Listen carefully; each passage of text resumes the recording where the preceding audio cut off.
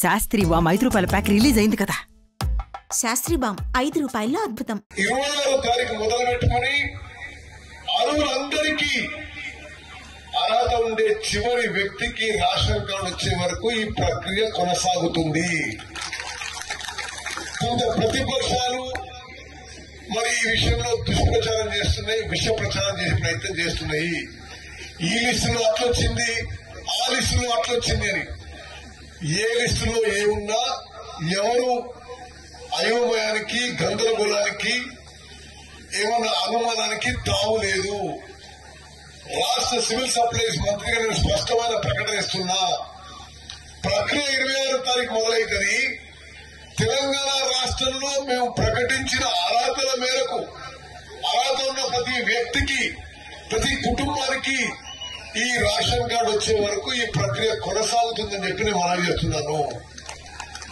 మిత్రులారా, మీకు ఏ స్థాయిలో ఈ రేషన్ కార్డులు మేము చేస్తున్నామో ఒకసారి మీరు ఆలోచన చేయండి. గత ప్రభుత్వంలో 10 ఏళ్లలో మరి ఏనాడు కూడా సిస్టమేటిక్ గా రాష్ట్ర వ్యాప్తంగా తెల్ల రేషన్ కార్డు ఇవ్వలే. ఎక్కడో హుజూరాబాద్ లో బై ఎలక్షన్ అయితే కొన్ని కార్డులు ఇచ్చిండ్రు, ఎక్కడో మునుగోడులో బై ఎలక్షన్ అయితే కొన్ని కార్డులు ఇచ్చిండ్రు, మరి కొన్ని తొలగింపు కూడా చేసిండ్రు. నెట్ ఆన్ నెట్ తొలగింపులు కొత్త కార్డులు ఆలోచిస్తే 10 ఏళ్లలో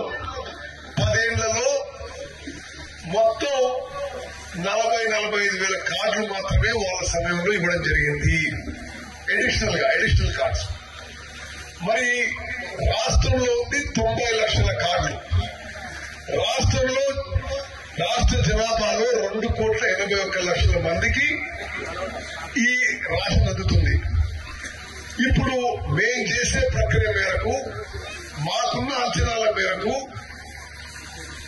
రాష్ట్ర వ్యాప్తంగా పీడీఎస్ సిస్టమ్ ద్వారా ఈ కొత్త రేషన్ కార్డ్స్, పాత రేషన్ కార్డులు అదనపు కుటుంబ సభ్యులు చేరిక ప్రక్రియ పూర్తయిన తర్వాత ఇప్పుడు ఇస్తున్న 2,81,00,000 మంది కాకుండా మరొక 35-40 లక్షల మందికి మరి ఉచితంగా బియ్యం ఇచ్చే విధంగా ఈ రేషన్ కార్డు ప్రక్రియ ముందుకు పోతుందని చెప్పి మనం చేస్తున్నాం.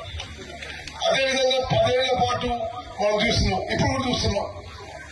రేషన్ బియ్యం అంటే ఎట్లా ఇస్తున్నారు? రేషన్ బియ్యము దొడ్డు బియ్యం ఇస్తున్నారు, కోర్స్ గ్రెయిన్స్ ఇస్తున్నారు. ఎందుకంటే గత నుంచి వస్తుంది. ఈ రేషన్ కార్డు ఇచ్చే ప్రక్రియ పూర్తయిన తర్వాత రాష్ట్ర వ్యాప్తంగా రేషన్ కార్డులో పేరుండే ప్రతి ఒక్కరికి 6 కిలోలు ఉచితంగా మంచి క్వాలిటీ సన్న బియ్యం ఇవ్వబోతుందని చెప్పి నేను సభాముఖంగా ప్రకటిస్తున్నాను. నిజంగా ఇదొక విప్లవాత్మక, ఒక చారిత్రాత్మక మార్పు అని చెప్పి మనం చేస్తున్నాం. ఎందుకంటే రాష్ట్రంలో జనాభాలో 70-72% జనాభాకి ఆహార భద్రత కల్పించే విధంగా మనం ప్రజా పంపిణీ వ్యవస్థలో డిస్ట్రిబ్యూట్ చేస్తున్న బియ్యం జనానికి మరి మంచిగా, సంతోషంగా, సంతృప్తిగా తినే విధంగా ఈ మొత్తం కార్యక్రమం చేపడుతున్నామని చెప్పి నేను మనం చేస్తున్నాను.